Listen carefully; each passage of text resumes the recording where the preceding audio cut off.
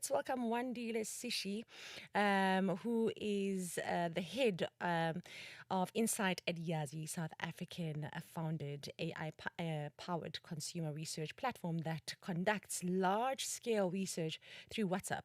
He leads Yazi's work in conversational survey, AI-assisted interviewing, voice notes analysis, and real-time reporting, helping brands, research agencies, NGOs, regulators, and enterprise uncover deeper audience and customer insight that, traditional survey methods typically allow. And in his role, Wandile focuses on turning how people actually communicate into measurable insight, especially on sensitive and emotional complex topics. His recent work includes leading the analysis of Yazi's May 2026 South African Gambling Impact Study, which combined over 25, my gosh, it's quite a big number, 2,569 participant voice notes with quite a huge survey in terms of the data that they revealed, and the hidden human cost of online gambling is quite rife. Good evening, Wandile. Thank you so much for joining us. Thank you very much for having me. It's a pleasure to be on the show, and really excited to unpack some of the findings we have in the study. I've looked at your intro quite a few times, and every time when I get to that part, I stumble because, 2,569 participants, that's no small feat, you know what I mean? So it's really, really, it's intense. And Yazi calls this the self-image dilemma, where 72% of gamblers say they are in control, but the data shows sacrifice and loss chasing. What surprised you most when the voice notes started coming in regarding the survey? 100%. Just small correction there. So it's you correct in saying it was 2,500 voice notes that did come into the study, but it was 1,000 participants altogether. Right. Just to give a little bit of context into exactly what this looks like. So Yazi, as mentioned, is a AI-powered research company. Our goal is to really unpack and understand what are people really thinking and feeling about sensitive topics. And the best way we do this is through WhatsApp. Why WhatsApp? Because WhatsApp allows us to combine it allows us to combine conversational surveys, voice notes, as well as AI-assisted interviewing to really uncover human truths. As you know, WhatsApp is a great platform where people are already communicating, and it allows us, to sort of move away from traditional research in the sense of just having text. With WhatsApp, because people are already there, it allows us to really uncover these specific insights that you just wouldn't be able to sort of uncover with normal surveying. And we found that this platform was perfect for us to uncover these really sensitive topics, such as gambling and the behavior that people have with it in South Africa. Now, quite a significant percentage of participants sacrifice essentials like groceries, airtime, transport, money, rent, or debt repayments to gamble. What story from those voices notes stayed with you the most? So one of the things that really stood out to us is, as you mentioned, 57% had said that they have sacrificed some form of essential need that they have. But at the same time, 72% were saying that they didn't have a gambling issue.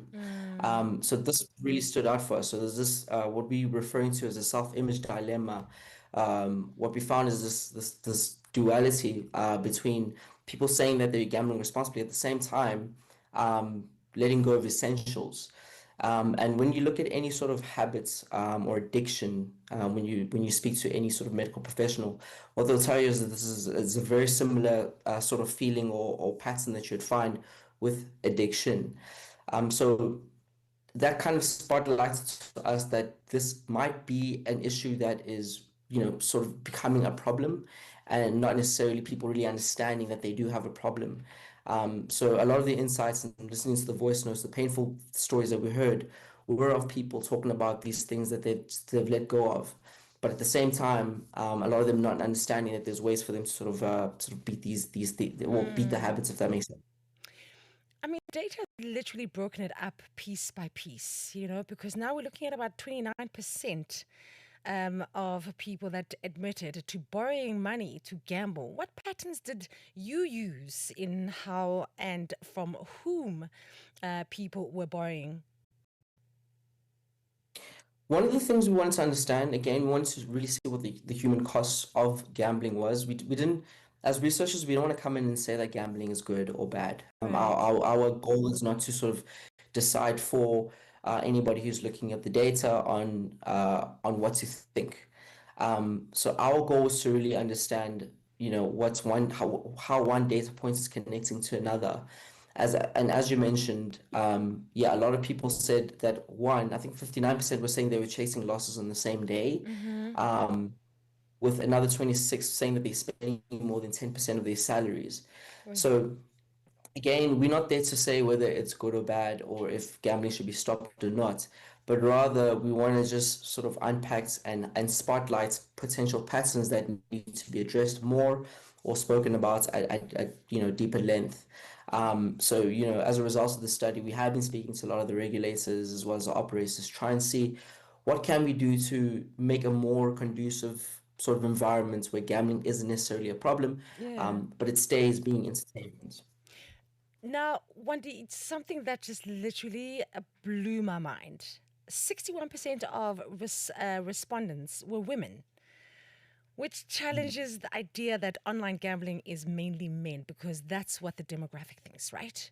What did women tell you about why they gamble and how it's, impact on them differently?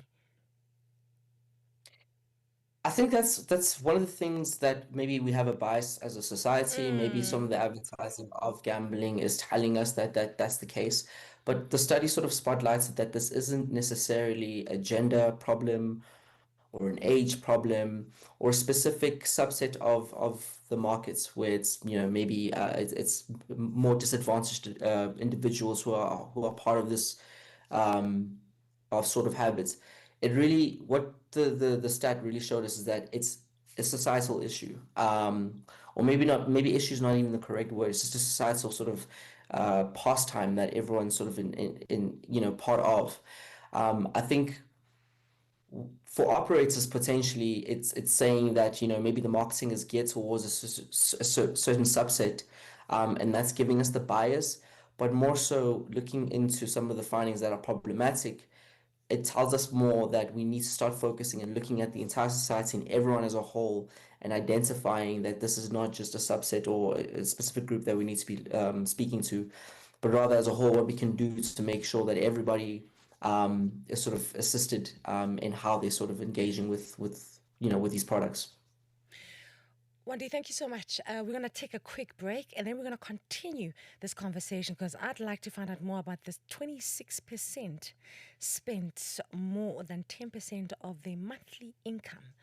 We're going to be chatting about that more when we come back. It is just after 11 o'clock right here on Channel Africa. Welcome to African Diaries with me, Kitty Phetla, and you are listening to The Power Seat with Wandile Sishi, who's taking the power seat this evening, and he is the head of insights at Yazi, and he's chatting to us about, the dilemma of online gambling, which has come across through data that they've collected, and it is literally giving accurate numbers as to what is exactly going on with the demographic of when it comes to gambling.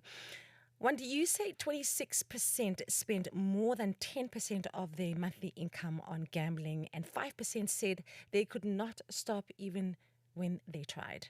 How do you define the line between entertainment and vulnerability from this data? Such a good question. I think that's one of the questions that we've been sort of battling ourselves with. Um, I think it becomes a vulnerability and an issue once it starts addressing or starts taking away from some of your essential needs. Something that we touched on earlier is this idea or the fact rather that 59% had said that, or 57% had said that the essentials had been taken away.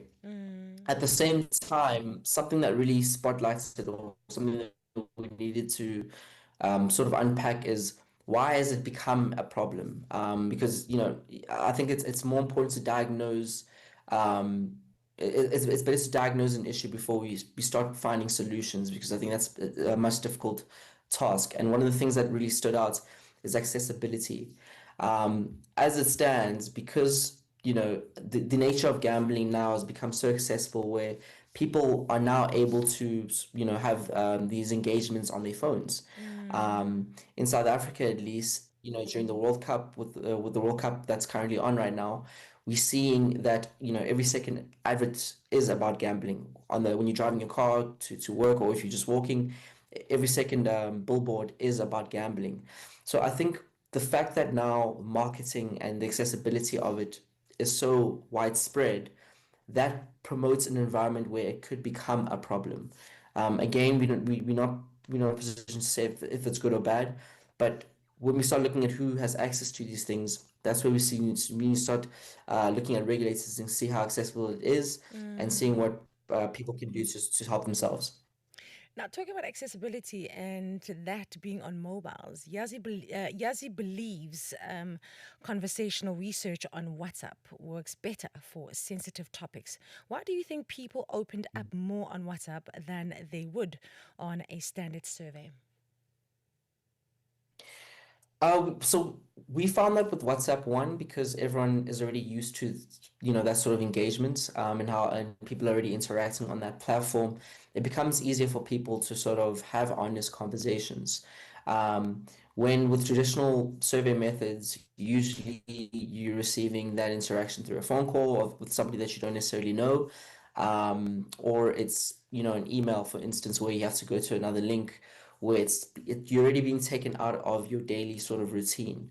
With Mm, WhatsApp, because one, it's a platform and an application that you already have on your phone, you're already having these sort of honest conversations with your family. It already provides the environment for anybody who's taking part of our surveys to sort of engage with. Additionally, because our platform allows for AI interaction, what our platform allows us to do is to take what you've already said in previous questions, for instance. It's learning at the same time and understanding, the best way to sort of engage with you, and then asking you follow-up questions based on what you've already said. So the interaction's a lot more personal and personalized to, how you're already speaking. I think it's amazing that, how you collected the data on WhatsApp and the ability for people to open up and be very honest, when it comes to gambling is really, really remarkable. Now, the study was conducted in May 2026 among 1,028 people who gambled online in the previous 30 days. How confident are you that these findings reflect the broader online gambling market in SA? So we do have methods to sort of test and make sure that the methodology is really sound, and make sure that the sanity of the data is correct. We have about a 95% confidence rate with regards to it being sort of accurate. Something to take note of. We don't want to say that this necessarily speaks to the entire broader South African market. We did specifically target people who said that they had gambled within the last 30 days. What was more surprising, was how many of those 1,000 people said that they had, which was 90%.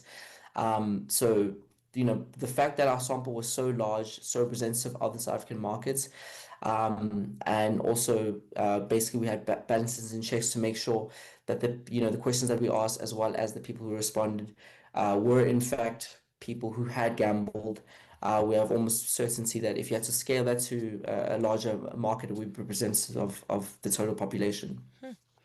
Like, I wouldn't even know where to begin if I had to online gamble, like, to engage in online gambling. Honestly, I really wouldn't.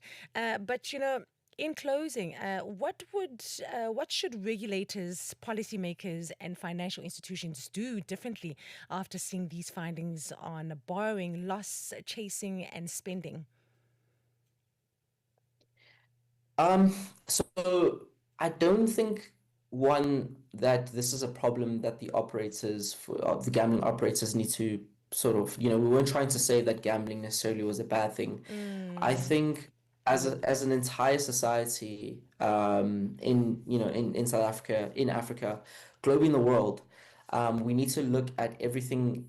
We need to look at gambling as something that is it's already here. It's not something that we can get away from. But more so, we need to look at how we're sort of protecting people who are more vulnerable. A lot of the people who within our study said that they didn't even know that there were ways to, sort of address the gambling, how much they're spending, for instance, as well as even understand that there's a way to sort of limit how much per month you're spending, for instance.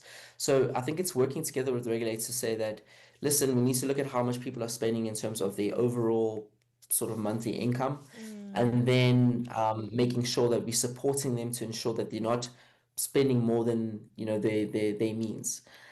So I think as a whole, as regulators, as private institutions, and as operators, we all have a responsibility to protect the socioeconomic sort of environments as a whole, mm, and seeing what that looks like.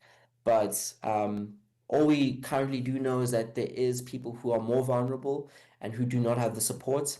And it's up to us to really support them, and sort of spotlight these data points to the operators as well, to say how can we work together in making a more conducive environment where it's still fun, but at the right. same time not impacting our livelihoods.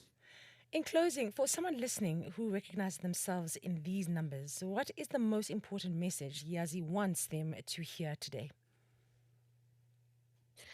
One that's the self-image sort of dilemma that we spotlighted. So identifying whether or not you have a problem and if it's becoming an issue.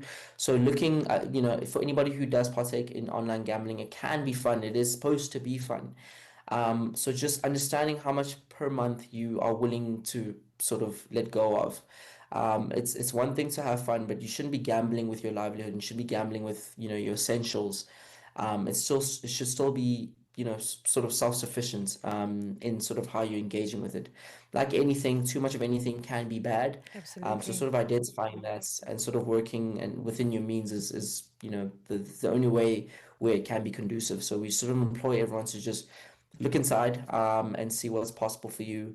And then you should should enjoy it like anything else. Mm. Wandile, thank you so, so much for joining us on the Power Seat. We really appreciate your time and being able to chat to us in this hour. And you are part of our family now. So thank you for these insights and the data that you give us. Because, yes, gambling is supposed to be fun. You know, it's not something that we should rely on, be addicted to, and it's easier said than done. But we appreciate the kind That's of data that you collect in order to allow us to have an understanding of the statistics of how gambling is so problematic in our country. So thank you so much for taking the time to explain that to us. Thank you for having me. I appreciate the time, and look forward to the next one. Awesome. That was Wandile Sishi. He is the head of insights at Yazi, a South African founded AI empowered consumer research platform that conducts large scale research through WhatsApp. And of course, they gather incredible data. And at this time around, we had to talk to him about, you know, the woes of online gambling in South Africa and the impact that it's had. And this was a study that was proven through the WhatsApp data. And this is what they came up with. And I hope this conversation was eye opening. And I hope it was something that was fruitful that you needed to hear right here on Channel Africa, the African perspective.